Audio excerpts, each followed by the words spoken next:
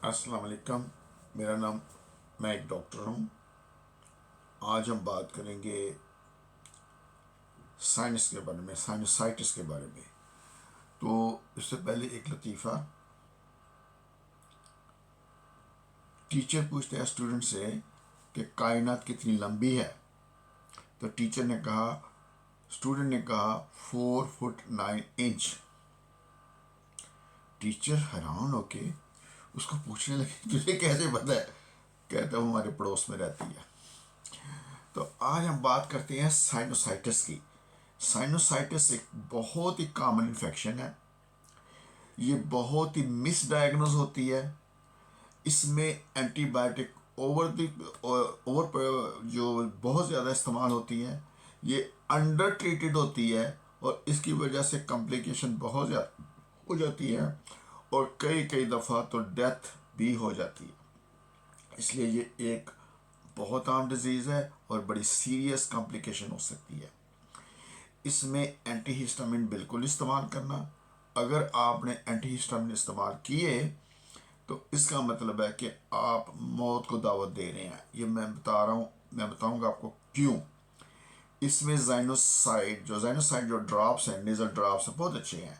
5 दिन के लिए इस्तेमाल करने हैं, ज़्यादा नहीं करने। अगर ज़्यादा इस्तेमाल करेंगे तो क्या होगा मैं बाद बताऊंगा। इस डिज़ीज़ को डायग्नोस करने के लिए आपने एक्सरे नहीं करने। क्यों नहीं करने मैं आपको बाद में बताऊंगा।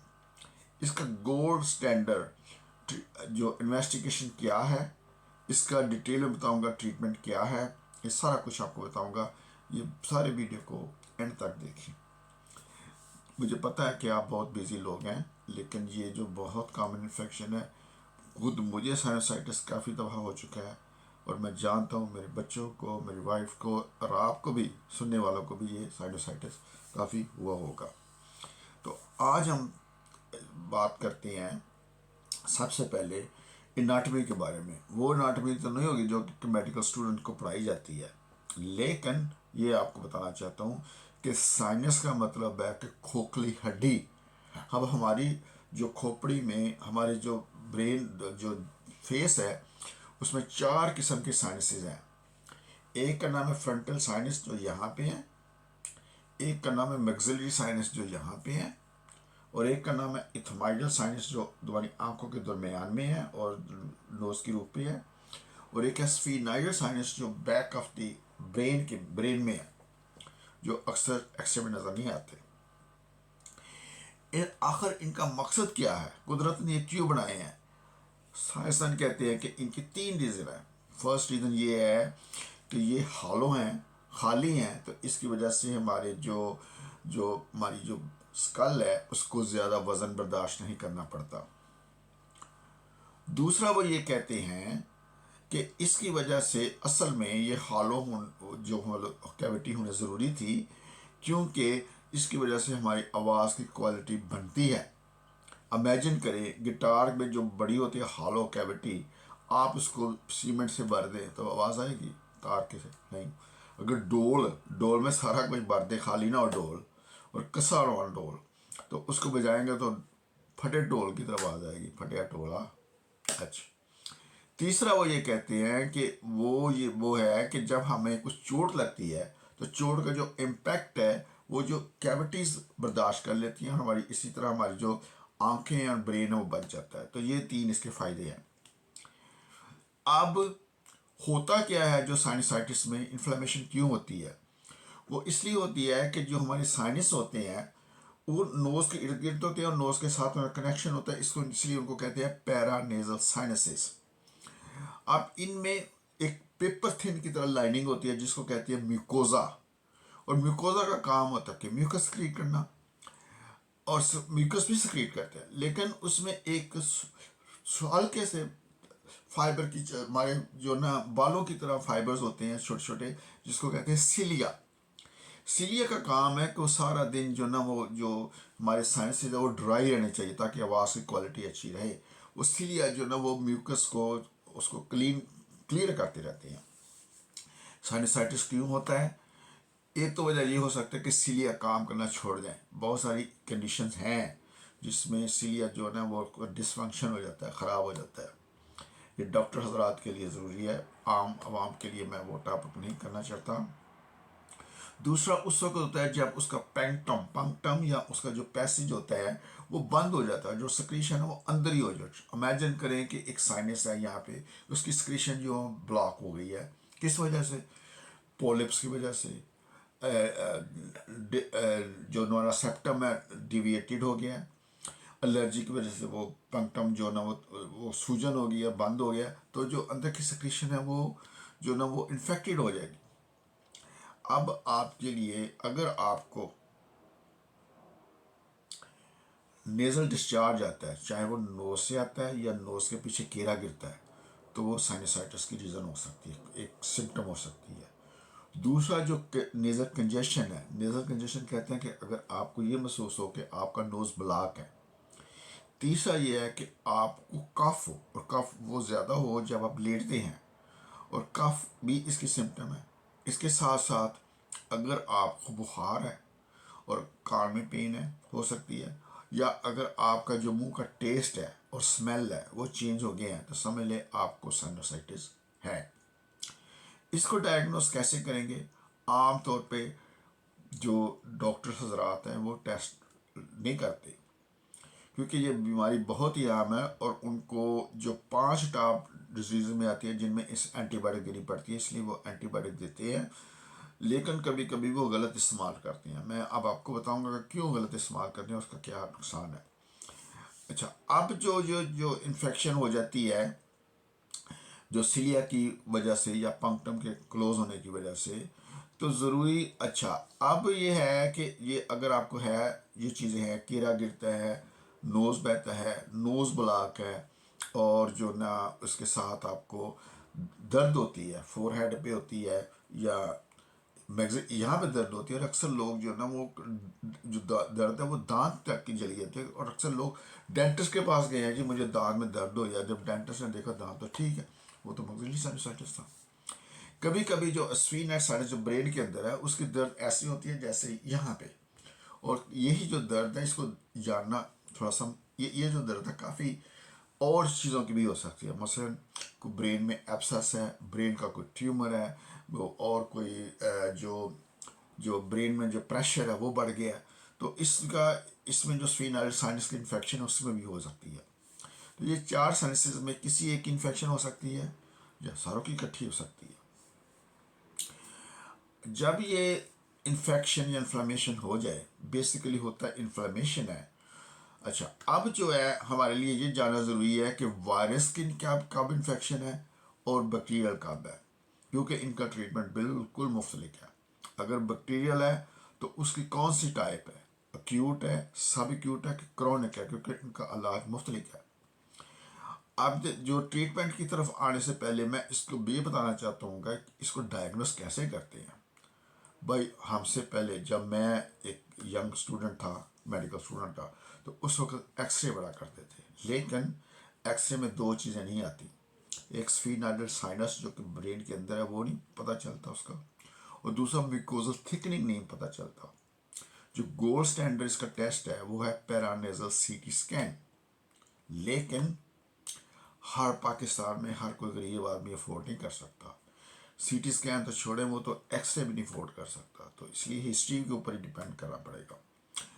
अब इसके लिए जानना ज़रूरी है कि ये सिम्टम आपकी ड्यूरेशन ऑफ सिम्टम बहुत बहुत ज़रूरी है। ये डिसाइड करना कि आपको वायरस इन्फेक्शन है कि बैक्टीरियल है। जो होती है ना वायरस इन्फेक्शन, उसके सिम्टम तो सेम है जो मैंने बताई हैं, और वो जो सिम्टम है 10 दिन के बाद ठीक होना शुरू होगी। मैं नहीं ये कहता कि बिल्कुल क्लियर बिल्कुल ठीक हो जाएगी, लेकिन ठीक होना शुरू हो जाएगी। और जो 98% होती है वो वायरल इन्फेक्शन ही होती है। फंगल उसके बाद में बात करूँगा, आखिर में बात करूँगा फंगल इन्फेक्शन की। तो जो होगी वायरल इन्फेक्शन होगी 98% हो गई, वो आती है और 10 दिन के अंदर बंदा ठीक हो जाता है। सिम्टम वही होते हैं जो मैंने बता दिए। बैक्टीरियल कब होती है? जब वो 10 दिन के बाद बंदा को बहुत ज़्यादा पेन, पूरे पेन शुरू हो गया, कंजेशन शुरू हो गया, और जो फ्लूइड है जो पस की तरह निकलना शुरू हो गया, बड़ा जो स्मेली सा। टॉप ऑफ दैट उसको बुखार है। इसको हम ये भी कह सकते हैं कि डबल इसको कह देते हैं डबल इन्फेक्शन, कि पहले एक वायरल इन्फेक्शन हुई, उसके ऊपर बैक्टीरियल इन्फेक्शन हो गई। ये तो होगी बैक्टीरियल इन्फेक्शन की निशानी, कि वायरल हुई, 10 दिन के अंदर आराम नहीं आ रहा, और 10 दिन के अंदर इन्फेक्शन, बल्कि 3-4 दिन के अंदर इन्फेक्शन बढ़ गई है, सिम्टम और बढ़ गई है, बुखार होना शुरू हो गया। क्योंकि वायरल में बुखार नहीं होता, हेडेक हो सकती है, माइल्ड हेडेक, लेकिन सीवियर हेडेक, पेन हो। और कभी कभी मुझे याद है कि मेरा एक दोस्त था डॉक्टर, तो उसको ये दर्द शुरू हो गई, तो मुझे पूछने लगा कि यार मैं क्या करूं। तो मैंने जो उसको ट्रीटमेंट बताया वो ठीक हो गया। मैं अभी ट्रीटमेंट के बारे में नहीं बताऊंगा, नहीं तो कन्फ्यूजन हो जाएगी। अभी हम बात कर रहे हैं वायरल की और बैक्टीरियल की। अब बैक्टीरियल में आ जाता है, अगर तो किसी को इन्फेक्शन है 4 वीकों तक, वो तो भी एक्यूट। किसी को इन्फेक्शन है 6 वीकों तक, तो उसको कहते हैं सब एक्यूट। अब एक्यूट और सब एक्यूट का ट्रीटमेंट एक ही है। किसी को अगर इन्फेक्शन है 12 वीक तक, यानी 3 महीने तक, 3 महीने से ओवर हो गई है, 3 महीने तक क्या है तो ठीक है, वो तो है बैक्टीरियल है, सब एक्यूट है, सब एक्यूट है। अगर 3 महीने से ज़्यादा हो गया तो हम उसको कहेंगे क्रॉनिक है, क्रॉनिक का इलाज रहता है। अब हम बात करेंगे कि इसके ट्रीटमेंट की, जो अगर जो वायरल से शुरू होते हैं, बैक्टीरियल का मैं बाद में बताऊंगा।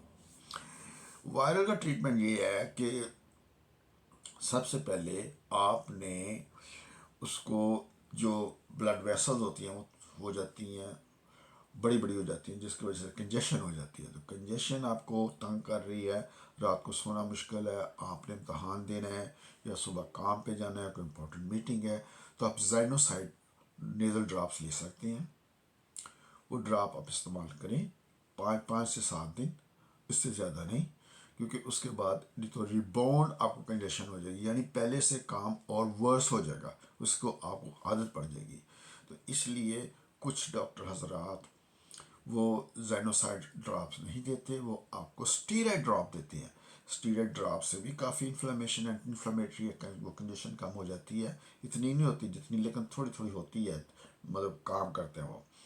और इसके साइड इफ़ेक्ट नहीं होते, क्योंकि इनके जो साइड इफ़ेक्ट होती हैं, लॉस ऑफ स्लीप हो गई, एपिटाइट इंक्रीज़ हो गई, नींद नहीं आती, भूख बढ़ गई है, और लॉन्ग टर्म ट्रीटमेंट जो ओरल स्टीरॉयड देने की ज़रूरत नहीं है। अगर लंबे अरसे के लिए ओरल स्टीरॉयड दे तो आपको पता ही उसके साइड इफ़ेक्ट है, ऑस्टियोपोरोसिस है, कैटरेक्ट है, और थिनिंग ऑफ द स्किन है। खैर वो तो मेडिकल हेल्थ केयर प्रोफेशन के लिए बात है। अब हम बात कर रहे हैं कि जो कंजेशन को रोकने के लिए तो हो गया जाइनोसाइड्स जो ड्रॉप्स हैं। अब ड्रॉप्स डालने की भी एक तरीका है, ये नहीं है कि आम की तरह आपने ऐसे खोली ड्रॉप डाल दिया, नहीं। इसके लिए आपने लेट जाना है और हेड को नीचे रखना है, और उसके बाद जो नोज में ड्रॉप्स डालने हैं 5 मिनट तक उसी पोजीशन में रहना, फिर खड़े हो जाना है। फिर उसके बाद जब आपके नाक खुल गया तो आप स्टीम लें, 20 मिनट तक स्टीम लें। स्टीम ये लेने का ये नहीं है कि आप जो है बिल्कुल ऊपर हो जाए, नहीं तो आप जल जाएंगे। दूर बैठें, चादर ले लें, तक तौलिया ले लें, उसको स्टीम लेनी है आपने, जो ह्यूमिड एयर जाए अंदर, ताकि वो स्टीम अंदर तक चले जाए। जो सेल एंड न्यूबलाइज़र है वो भी ले सकते हैं, डॉक्टर के मेडिकल स्टोर पर जाएँ, उनके न्यूबलाइज़र मुझे दे दें, तो वो आपको देंगे, वो भी हेल्पफुल होगा।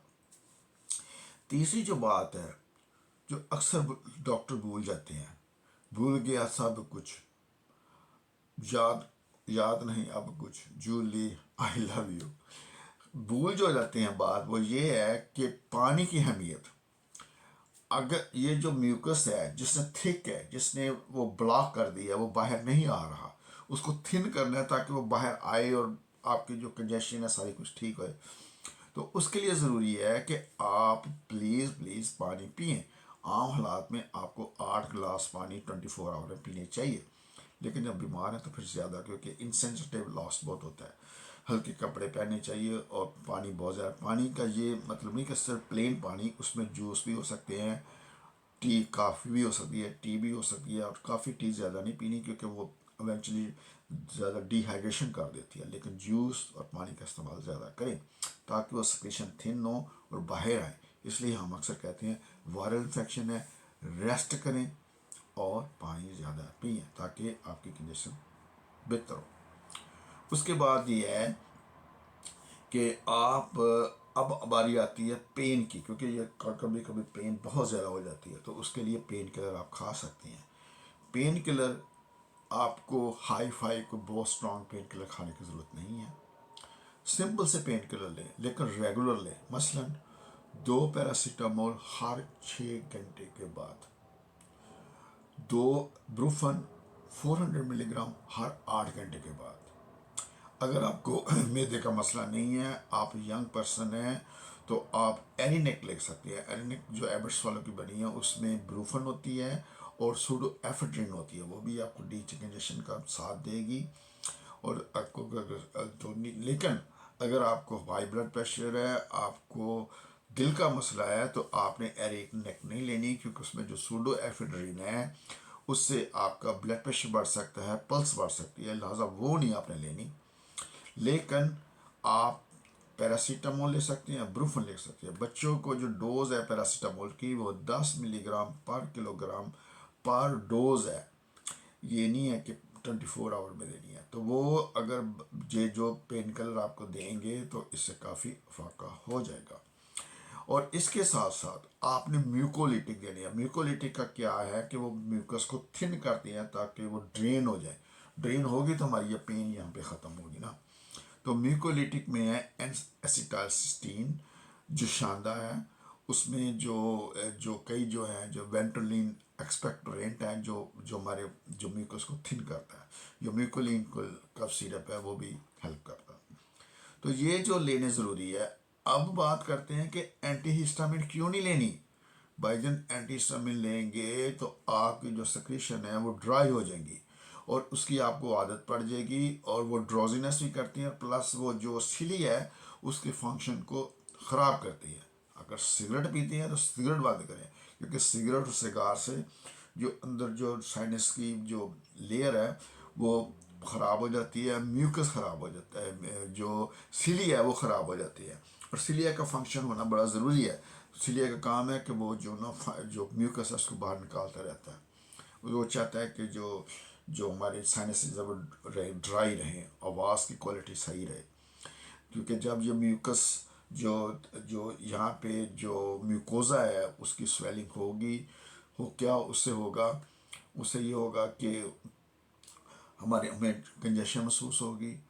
उससे ये होगा कि हमारे जो टेस्ट और स्मेल का जो सेंसेशन है, क्योंकि जो अल्फैक्टरी नर्व आ रही है जो हमारी स्मेल की सेंसेशन को लेती है, उसके और उसके दरमियान एक बैरियर सा बन जाएगा, तो वो स्मेल नहीं आ सकेगी। तो इसलिए जो इसको ख़त्म करने के लिए आप पानी की अहमियत को नहीं भूल सकते। इसको आप जो ना वो डीकंजेशन ड्रॉप्स की अहमियत को नहीं भूल सकते। स्टीम की हमने लेशन करनी है। स्टीम जब देनी है पहले जब पहले जाइनोसाइड ड्रॉप्स लेने हैं, उसके 10 मिनट बाद स्टीम लेनी है। इसकी अहमियत को नहीं भूल सकते। हाँ, और स्टीराइड नेजल ड्रॉप्स ही, लेकिन बच्चों में नहीं। बच्चों में आपने ना बच्चों में अपने नेजल ड्रॉप आने हैं, लेकिन बड़ों में स्टीराइड ड्रॉप, हाँ स्टीराइड ड्रॉप्स बड़ों में, और नेजल सेलेंट ड्रॉप्स जो अवेलेबल है मार्केट में, या आप खुद भी बना सकते हैं। पानी दें, उसमें थोड़ा सा नमक डालें, थोड़ा सा, और उसको नाक के अंदर डालें। तो नमक ज़्यादा नहीं होना चाहिए, या उसके गरारे आप कर लें ना। गरारे का बताया था, गिलास पानी लें, उसमें आधा चम्मच डालें, बहुत ज़्यादा नमक नहीं, ऐसा नमक पानी होना चाहिए जैसे खारा वाटर है, या ऐसे होते जैसे कि जो ड्रिप हम लगाते हैं उस जैसा जो टेस्ट होना चाहिए। ज़्यादा नहीं होना चाहिए, तो आप आपने जलाना नहीं आपने अपना जो ना गला, और स्वालो नहीं करना उसको। ये होगी। अब हम बात करते हैं एंटीबायोटिक की। पहली तो बात है कि अगर आपको वायरल साइनोसाइटिस है, अगर आप हेल्थ केयर प्रोफेशनल हैं या आप पेशेंट हैं, तो एंटीबायोटिक ना लें, क्योंकि 10 दिन के तक आपकी बेहतरी महसूस होना शुरू हो जाएगी। लेकिन अगर आप समझते हैं ये बैक्टीरियल है, यानी कि 10 दिन के बाद जो आपकी जो अलामत हैं वो वर्स हो गई हैं, या आपको शुरू से ये सडनली बहुत ज़्यादा पेन हो रही है, बहुत ज़्यादा पस जो निकल रही है नाक से, और इसके साथ साथ आपको बुखार है, तो फिर आपको एंटीबायोटिक लेनी है। अब एंटीबायोटिक जो ना वो 5 दिन के लिए नहीं लेनी, 7 दिन के लिए नहीं देनी, एटलीस्ट 10 दिन के लिए, और ज़्यादा से ज़्यादा 14 दिन के लिए लेनी है। ताकि क्योंकि जो साइनसिस की ब्लड सप्लाई इतनी अच्छी नहीं है, नोज और पैरानेल साइनसिस के लिए ब्लड सप्लाई ठीक नहीं है। इसके लिए एंटीबायोटिक अगर इस्तेमाल करनी है तो 14 दिन तक इस्तेमाल करें। और ये जो 14 दिन का जो ट्रीटमेंट है ये आपको कवर करेगा एक्यूट इन्फेक्शन को, और प्लस ये इन्फेक्शन कवर करेगा सब एक्यूट इन्फेक्शन को, लेकिन ये क्रॉनिक को नहीं करेगा। क्रॉनिक के लिए आपको हो सकता है 4 से 6 तक वीक तक एंटीबायोटिक लेनी चाहिए, लेकिन कुछ जो ईएनटी स्पेशलिस्ट डॉक्टर कहते हैं कि नहीं, एंटीबायोटिक का कोई रोल नहीं है, ये जो सिक्रीशन है वो ड्रेनेज होनी चाहिए। अब एक नई इनके पास एक इंस्ट्रूमेंट है जिसको कहते हैं राइनोस्कोप। राइनो का मतलब होता है नोज, स्कोप का मतलब होता है कैमरा। एक छोटी सी फाइबर वायर होती है, तो बस छोटा सा कैमरा लगा, वो जाके अंदर से देख लेते हैं कि कहाँ पे जो साइनस की ब्लॉकेज है, तो वो ब्लॉकेज को ओपन करते हैं ताकि वो बाहर निकल आए। अब ये क्यों ज़रूरी है कि जो बैक्टीरियल साइनोसाइटिस है इसको ट्रीट किया जाए? इसलिए कि अगर ये बैक्टीरियल साइनोसाइटिस को अनट्रीटेड या जो ना अंडर ट्रीटेड करेंगे, तो अगर आपके पास फ्रंटल में होगा तो फ्रंटल जो ना ब्रेन एब्सेस में बन सकता है। अगर वो मैक्सिलर में होगा तो ऑस्टियोमाइटिस कर सकता है या दांत में इन्फेक्शन आ सकती है। अगर वो एथमाइडल साइनस में है जो है तो वो ऑर्बिटल सेलुलाइटिस कर सकता है। और अगर जो कभी कभी कैवर्नस साइनस थ्रोम्बोसिस भी हो सकता है। ये एक सीरियस इन्फेक्शन है जिसमें जो आंखें हैं वो बाहर आ जाती हैं, क्योंकि जो उसमें प्रेशर इतना बढ़ जाता है जो कैवर्नस साइनस में कि जो ना वो आंखें बाहर आ जाती हैं और उसमें डेथ भी होने का खतरा है। इसलिए अब मैं बात करता हूँ एंटी हिस्टामिन क्यों नहीं देनी, क्योंकि वो सीलिया को ख़राब करेगी और जो आपकी सिक्रीशन को ड्राई अप करेगी, म्यूकस को थिक कर देगी। बजाय इसके कि म्यूकस को थिन करना, हम म्यूकस को थिक कर देगी। आप जो शानदा पे पिए, आप म्यूकोलिटिक पिए, आप अगर एंटीस्टामिन पड़ेंगे तो वो तो थिक कर देगी और काम को वर्स कर देगी। फिर उसके बाद है कि आपने ज़ैनोफाइड जो ड्रॉप्स हैं 5 दिन से ज़्यादा नहीं देने। इसके बाद जो है कि जो एंटीबायोटिक ना इस्तेमाल करें अगर वायरल है, क्योंकि फिर आपका जो इम्यून सिस्टम, आपके जो बैक्टीरिया हमारे पास वो रेजिस्टेंट टाइप के नहीं आएंगे। आज से 10 साल 20 साल की बात करें पहले, तो एंटीबायोटिक जब इतनी ज़्यादा नहीं थी तो एक एंटीबायोटिक कोर्स से बंदा ठीक हो जाता था। अब हमारे पास टीबी के जो जो ड्रग रेजिस्टेंट केसेस आ रहे हैं, टाइफाइड के ड्रग रेजिस्टेंट केसेस आ रहे हैं, वो इसलिए कि जो हमारी जो एंटीबायोटिक है वो हम मिस यूज़ कर रहे हैं। खुदा के लिए आप एंटीबायोटिक को मिस यूज़ ना करें। और जो ईयर नोज थ्रोट या रेस्पिरेटरी ट्रैक के लिए इन्फेक्शन के लिए एंटीबायोटिक है वो है अमोक्सिसिलिन है। अगर अमोक्सिसिलिन से नहीं ठीक होता तो ऑगमेंटन है। ऑगमेंटन फर्स्ट लाइन ड्रग नहीं है। जो ऑगमेंटन है ये सेकंड लाइन ड्रग है। फर्स्ट लाइन ड्रग है मॉक्सोसिलिन। मॉक्सोसिलिन से नहीं आराम आता तो ऑगमेंटन करनी है। अगर मॉक्सोसिलिन से पेनिसिलिन से एलर्जी है तो आपने क्लिथ्रोमाइसिन या एरिथ्रोमाइसिन इस्तेमाल करनी है, लेकिन आपने मॉक्सीफ्लॉक्सोसिलिन बिल्कुल नहीं इस्तेमाल करनी और आपने लिवोफ्लॉक्सोसिलिन नहीं इस्तेमाल करनी। ये जो 2 ड्रग हैं प्लीज़ प्लीज़ ये ट्यूबरकुलोसिस के जो पेशेंट हैं, पुल्मोनोलॉजिस्ट हैं, उनके लिए रहने दें। वो आपसे हाथ जोड़ के मिन्नत करते हैं। मैं उनके भी हाथ पे आप अगर आप हेल्थ केयर प्रोफेशनल हैं, अगर पेशेंट हैं, तो मैं हाथ जोड़ के आपको मिन्नत करता हूँ कि आपने ये 2 एंटीबायोटिक नहीं इस्तेमाल करनी, क्योंकि ये जो 2 एंटीबायोटिक है हम इस्तेमाल करते हैं टीबी रेजिस्टेंट केसेस के लिए, तो आपने उनके लिए रहने देनी है। फिर उसके बाद है अजिथ्रोमाइसिन नहीं यूज़ करनी। मैंने बड़े बड़े प्रोफेसर को देखा ये मेडिसिन यूज़ करते हैं। अजिथ्रोमाइसिन जो है ना वो बेसिकली रेजिस्टेंट टाइफाइड के लिए है। अगर आप ये 3 एंटीबायोटिक नहीं इस्तेमाल करेंगे तो आपकी बड़ी मेहरबानी है, आपने ये सदका जारी है, ये कम्युनिटी की ये हेल्प है कि इसमें जो हमारे के रेजिस्टेंट जरासीम नहीं आएंगे, ना सिर्फ आपकी अपनी बॉडी के लिए बल्कि दूसरों के लिए भी। क्योंकि अगर हम आपका नज़र स्वाब लें और चेक करेंगे तो पता चलेगा कि आपको जो इन्फेक्शन है उसमें तो मॉक्सिलिन रेजिस्टेंट है, जब वो आपकी जो वो टीबी रेजिस्टेंट है। खैर चलो ये तो अलग टॉपिक है। अब हम बात ये की थी कि जो गोल्ड स्टैंडर्ड जो टेस्ट है वो सीटी स्कैन है, पैरानेजल सीटी स्कैन, क्योंकि उससे जो होता है वो आपके जो सारे साइंसेस नज़र आते हैं। उसमें म्यूकस की म्यूकोजल थिकनिंग भी नज़र आ जाती है। उससे यही पता चलता है कि कौन से एयर फ्लूइड लेवल है, कौन सा जो साइनस है क्लोज है, और जो सफीनाइडल साइनस है जो अंदर है उसका पता चल जाएगा। दूसरा आ जाएगा कि आपको ये पता होना चाहिए कि वायरल इन्फेक्शन है तो उसमें एंटीबायोटिक नहीं लेनी, अगर बैक्टीरियल है तो उसमें इन्फेक्शन है तो उसमें एंटीबायोटिक लेनी है, और इसमें एंटीबायोटिक जो 14 दिन से काम नहीं लेनी, क्योंकि वो बैक्टीरियल इन्फेक्शन बदमाश इन्फेक्शन है, वो बहुत ज़्यादा इंसान को परेशान करती है, इल करती है, ना सिर्फ इल कर देती है, उससे डेथ भी हो सकती है, क्योंकि उसमें जैसे कि मैं बताया कि ब्रेन एब्सेस हो सकती है, मेनिंजाइटिस हो सकती है, अगर फ्रंटल की हो इन्फेक्शन हो, इथमाइड की हो तो वो ऑर्बिटल साइनोसाइटिस हो जाती है, मक्सिलरी हो के तो वो जो दांत वगैरह की इन्फेक्शन या ऑस्टियोमाइटिस हो सकती है। तो ये सारी चीज़ें हैं, ये आप ध्यान से देखें। अगर आपको ये इंफॉर्मेशन वैल्यूएबल लगती हैं तो इनको अपने दोस्तों रिश्तेदारों में शेयर करें, और इसको चैनल को लाइक करें, क्योंकि मैं बड़ी मेहनत करके आपके लिए ये वीडियो बनाता हूँ, अपने लिए भी आपके लिए भी।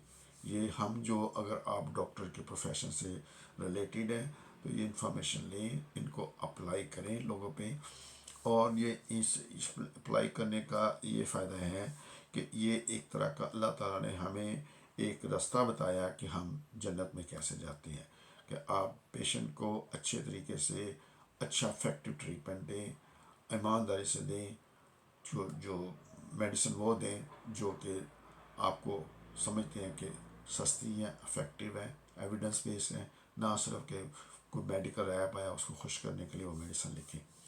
तो आप अपना ख्याल रखें, हम मिलते हैं अगले वीडियो में। अल्लाह हाफिज़।